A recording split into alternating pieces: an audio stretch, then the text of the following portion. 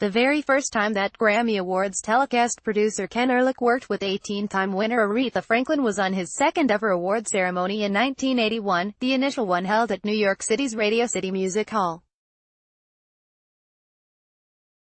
Franklin sang her nominated song, Can't Turn You Loose, which lost out to Stephanie Mills' Never Knew Love Like This Before. 17 years later, in 1998, again at Radio City Music Hall, Ehrlich was faced with the last-minute cancellation of Luciano Pavarotti, who was scheduled to sing Nessun Dorma, the climactic aria from Puccini's opera, Turandot, and turned to the Queen of Soul, who had just sung the song a few days prior at the Musicare's Person of the Year dinner honoring the legendary Italian tenor.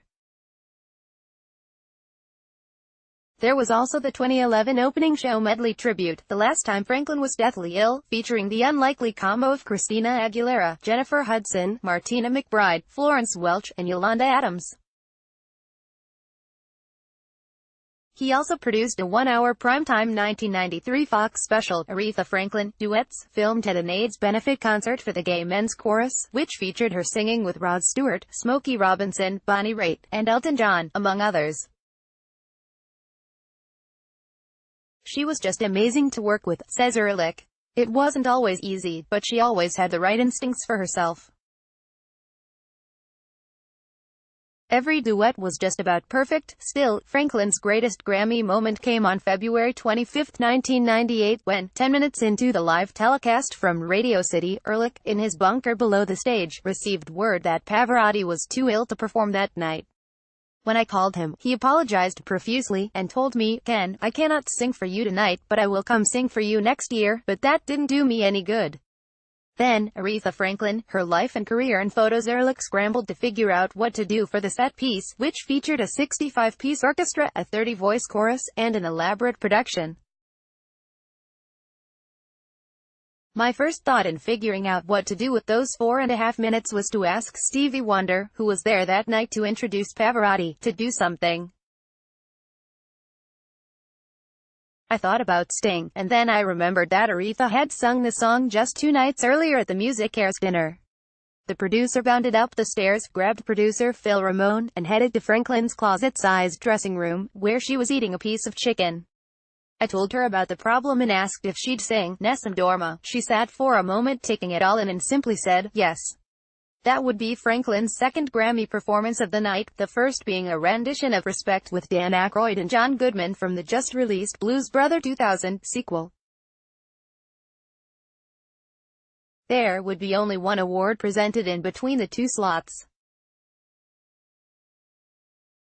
Worried about her being able to sing it in Pavarotti's key, Ehrlich played a cassette of one of the rehearsals on a portable boombox for the iconic performer.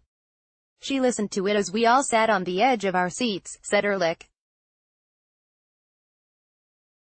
And then she simply said, I can do this. Pavarotti's conductor, who wasn't even aware of what was happening, came into the room, then proceeded to get her ready for the performance. I was confident she could pull it off, he said. I have this innate belief that artists of significant talent will rise to the occasion and do more than even they thought they could do. I knew she could pull it off, but even I didn't realize the long-range significance of that performance. On that memorable night, Franklin added opera to the Queen's list of musical genres alongside gospel, soul, jazz, blues, R.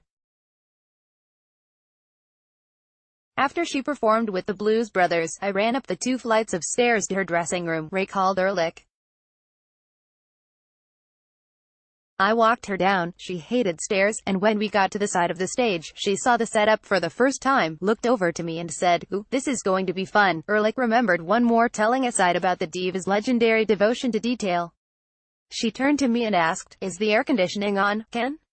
"Turn it off." She was cold. Reviewing the performance today, the veteran TV producer admitted Franklin looks and sounds a bit tentative at first, but things shifted dramatically after that. She'd never even rehearsed with this orchestra, marveled Ehrlich. But once the crowd realized what was going on and began to respond, it started to soar. She just killed it. She Aretha-fied it. Puccini would be rolling over in his grave.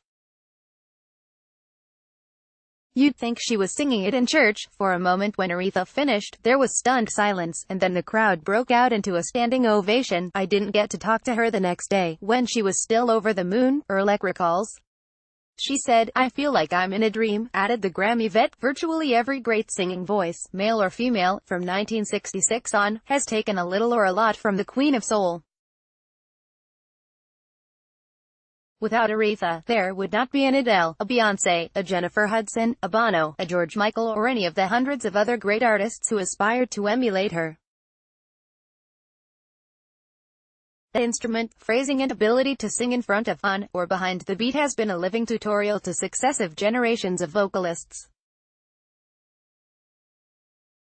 Her legacy, no matter how the musical landscape changes, will endure, and those of us lucky enough to have had her cross our paths will always remember those moments when she would take off the rep, head to the stage, and the hurricane would begin as soon as the downbeat hit. My bet is that God can't wait for her to arrive and sing Amazing Grace. Related video.